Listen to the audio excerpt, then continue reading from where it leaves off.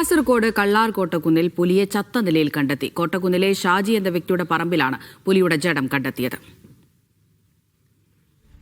ഷഫീഖ് നസ്രുള്ള കാസർഗോഡ് നിന്ന് വിവരങ്ങൾ നൽകാനായി ചേരുന്നുണ്ട്. ഷഫീഖ്, ഇത് ഇപ്പോൾ എവിടെയാണ് പുലിയുടെ ജഡം കണ്ടെത്തിയത്? എങ്ങനെയാണ് ചത്തത് എന്ന കാര്യത്തിൽ ഒരു വ്യക്തതയുണ്ടോ?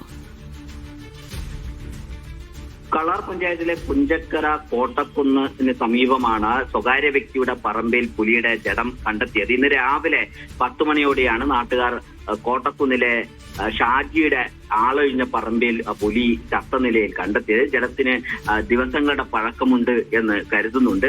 വിവരമറിഞ്ഞ് വനം വകുപ്പ് ഉദ്യോഗസ്ഥരും പോലീസും സ്ഥലത്തെത്തിയിട്ടുണ്ട്.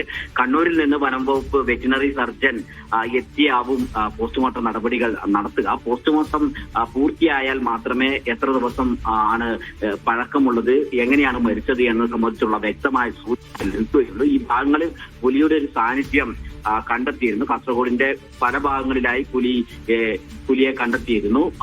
അടുത്തത്തിൽ ജാഗ്രത പുലർത്താനുള്ള നിർദ്ദേശവും നൽകിയിരുന്നു. അതിനിടയിലാണ് ഇപ്പോൾ പുഞ്ചക്കര കോട്ടക്കുന്നിന് സമീപം സ്വകാര്യ വ്യക്തിയുടെ ആളൊഴിഞ്ഞ പറമ്പിൽ പുലിയുടെ ജഡം കണ്ടെത്തിയത്. രാവിലെ നാട്ടുകാരാണ് ഈ ശ്രദ്ധയിൽപ്പെട്ടത്. പിന്നീട് വനം വകുപ്പ് ഉദ്യോഗസ്ഥരെ അറിയിക്കുകയായിരുന്നു.